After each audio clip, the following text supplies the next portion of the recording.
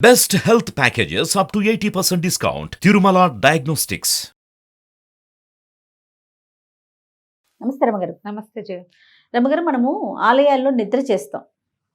అసలు ఆలయాల్లో నిద్ర చేయాలి అనే కాన్సెప్ట్ ఎందుకు వచ్చింది?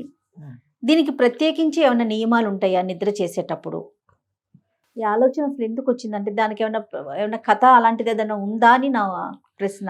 కథ అయితే కనపడదు కానీ జయ, దైవ సన్నిధిలో నిద్రించటం, దైవ రక్షణలో నిద్రించటం. మామూలుగా నిద్రించాలి అంటే ఎట్లా ఉండాలి? దేవాలయం ఉండి ధ్వజస్తంభం, ఆ ధ్వజస్తంభపు పరగణ లోపలే ఉంటే మనం ఏంటో పవర్ హౌస్లో పడుకున్నట్టు. భూత ప్రేత పిశాచాది బాధలున్నవాళ్ళు, జాతకంలో ఏవైనా దోషాలు ఉన్నవాళ్ళు, ఇంట్లో ఏదైనా పితృకార్యం చేసి ఇతరత్ర పెళ్ళిళ్ళకి వాటికి వీటికి అటెండ్ చేయాల్సి వస్తుంది, పెళ్ళిళ్ళకి వెళ్ళాల్సి వస్తుంది, స్నేహితుల దగ్గరికి వెళ్ళాల్సి వస్తారు, వేరే ఇళ్ళకి వెళ్ళాల్సి వస్తారు. అది ఆ దోషం లేకుండా పితృకార్యాలు చేసిన తర్వాత ఎప్పుడు ఈ 13 రోజులు అవి అయ్యాక ఎక్కడైనా నిద్ర చేసి దేవాలయంలో చేస్తే వీళ్ళని ఆవరించుకుని ఉన్నటువంటి ఆ నెగిటివ్ ఫోర్సెస్ తగ్గిపోతాయి. పాజిటివ్ ఫోర్స్లోకి వెళ్తాం కదా. అవును, అక్కడ పడుకుంటాం కదా, పాజిటివ్ ఎనర్జీ వచ్చి వీళ్ళు ఇంకోటి చోటకి వెళ్ళినా వీళ్ళ తాలూకు ఈ మరణం తాలూకు ఛాయలు వీళ్ళ వెనకాల రావని ఒక నమ్మకంతో. ఇది మరీ పురాతన కాలంలో ఉన్నట్టు కనపడదు కానీ కొన్ని ప్రత్యేక దేవాలయాల్లో రాత్రిళ్ళు నిద్ర చేయటం కనపడుతుంది. నాకు తెలిసి నాకు 10 ఏళ్ళు కూడా లేకముందే మా నాన్నగారు ధర్మపురిలో నిద్ర చేశారు. ధర్మపురి ఎక్కడ ఉంది? జగిత్యాల. నరసింహస్వామి, యోగ నరసింహస్వామి దేవాలయం. ధర్మపురి తెలీదు నీకు?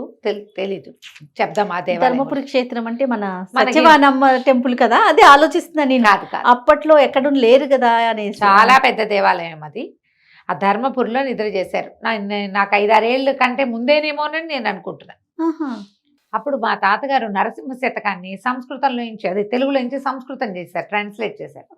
ఈ నరసింహ శతకం అక్కడ వేయించారు ధర్మపురిలో క్షేత్రంలో.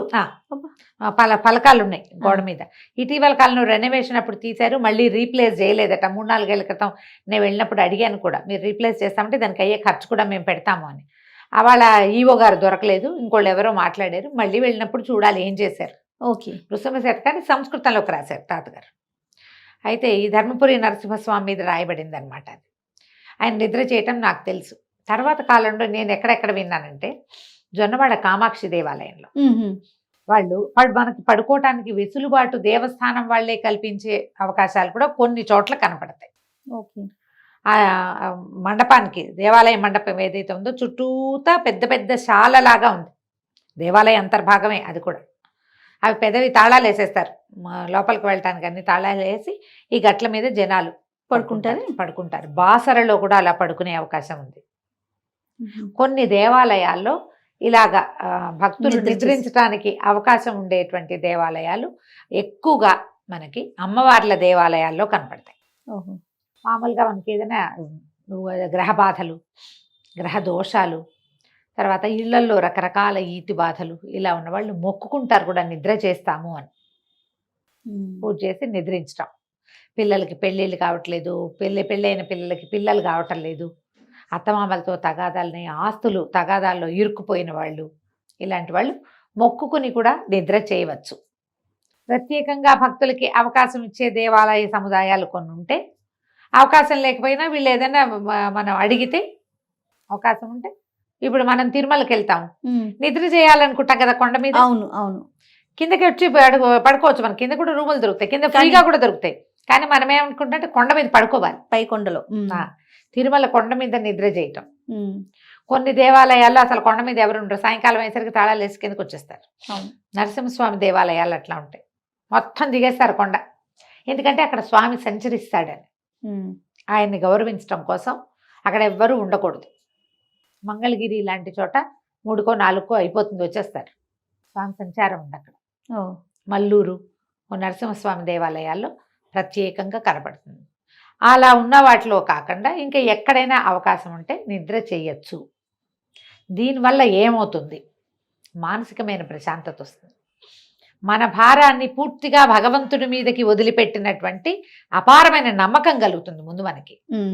మనం నమ్మాలి కదా, అంతే, నమ్మకంతోనే కదా. ఇప్పుడు పడుకోవడానికి అవకాశం లభించింది, ప్రశాంతంగా పడుకున్నావు, లోపల పడుకుంటే నీకు చాలా బాగుంది, మంచి కళ్ళు వచ్చాయి, లేదా ఏ కళ్ళు లేకుండా గాఢమైన నిద్ర పట్టింది, లేచాక నీ పరిస్థితులు ఏవో చక్కబడ్డట్టు నీకు అనిపించింది, నువ్వు ఇంకోసారి వెళ్తావా వెళ్ళవా? 100% వెళ్తామండి కదా. O positive force. మామూలుగా మనకి నెగిటివ్ ఫోర్సెస్ ఉంటాయి, మనని నెట్టేస్తూ ఉంటాయి, అవును. అన్ని రకాల ఇబ్బందులు పడతాం. ఒకసారి దాన్ని తొలగించుకుని ఇక్కడ నిద్ర చేస్తే ఇది మనకు బాగుంది అనుకో, చేయొచ్చు. అవును. ఇది మొక్కుబడిగా కూడా చేసుకోవచ్చు. మామూలుగా దేవాలయాల్లో ఏం చేస్తారు, ఉయ్యాలలు వేయటము, పిల్లల్ని తులాభారం తూగించటము, చాలా ఉంటాయి మొక్కులు. అందులో నిద్ర చేసేది కూడా మొక్కుగా చేయవచ్చు. కొంచెం అవకాశం చూసుకోవాలి. మరి పిల్లలు పసిపిల్లలు కాకూడదు, గర్భవతులు, పెద్దవాళ్ళు, కింద పడుకోలేని వాళ్ళు, ఇలాంటి పిల్లలు. మేము జొన్నవాడ వెళ్ళినప్పుడు నా ఫ్రెండ్ వచ్చింది కెనడా నుంచి. తను బహుశా గాలికి అది లేకపోతే పడుకోలేదని అనిపించింది మాకు, లేకపోతే నిద్ర చేయాలన్న ఊహ చేసాం మేము. కొంచెం తను ఉండలేదేమో, కాస్త ఎండగానే ఫిబ్రవరి మార్చిలో మేము వెళ్ళింది, వేడిగా ఉంది. ఓకే. తను ఆరోగ్యం దెబ్బతింటుందని అనుమానపడి మేము ఉండలేదు. కానీ అలా ఉండి 15 రోజులు జొన్నవాడలో ఉండి ప్రతిరోజు దేవాలయంలో నిద్రించే వాళ్ళు కూడా ఉన్నారు. దసరా 10 రోజులు అక్కడే చేయొచ్చు. అట్లా కూడా మనం ఏ దేవాలయానికి మనం దండం పెట్టుకుంటామో అక్కడ అవకాశం ఉందో లేదో కనుక్కోండి ముందు. అవకాశం ఉంటే నిద్ర చేస్తే మీకు ఏదైనా మిమ్మల్ని పట్టి పీడిచ్చేవి, పీడకలలు వచ్చేవాళ్ళు, నిద్రలో కేకలు పెడుతుంటారు, అవును, కలవరం భయపడుతూ ఉంటారు, వాళ్ళు ఆ లక్షణం ఉన్న వాళ్ళు కూడా ఇట్లాంటి దేవస్థానాల్లో నిద్ర చేస్తే ఆ సమస్య తీరుతుంది. అయితే నేను అంటే ఒక సందర్భం, నాకు తెలిసిన సందర్భం, రమ్మగారు, భర్త చనిపోయినప్పుడు పుట్టింటి వాళ్ళు తీసుకువెళ్ళేకి ముందు ఆలయాల్లో నిద్ర చేయాలంటారు కదా. అలా కాదు, తీసుకువెళ్లేందుకు ఏ అవకాశము లేకపోతే ఓకే, దానికి ముందు నిద్ర చేయాలి కాదు. పుట్టింటికి వెళ్ళి నిద్ర చేసే అవకాశం లేని వాళ్ళు దేవాలయంలో నిద్ర చేయొచ్చు. ఓకే, అది పాయింట్. పుట్టింటికి వెళ్లే ముందు అని కాదు. ఓకే, పుట్టింటికి వెళ్ళలేని వాళ్ళు దేవాలయాల్లో చేయాలి. లేదు, అన్నదమ్ములకు అవకాశం లేదు, అన్నదమ్ముల భార్యలున్నా వాళ్ళు ఎవరు పిలవలేదు, ఈవిడ కూతుళ్ళ ఇళ్ళకి అన్ని చోట్లకు వెళ్ళాలంటే మీ వాళ్ళ ఇంట్లో నిద్ర చేసిరా అంటారు. కూతుళ్ళు అత్తగారులు వాళ్ళు అంటారు కదా. వీళ్ళకి కూడా ఒక శంక ఉంటుంది, ఎక్కడైనా నిద్ర చేయకుండా ఇట్లా దేవాలయాలకు వెళ్ళకూడదు, యాత్రకి వెళ్ళకూడదు, చుట్టాల పక్కాల ఇళ్లలో పెళ్ళిళ్ళు, పేరెంటాలు, శుభకార్యాలు, సహాయాలకు కూడా వెళ్ళకూడదని.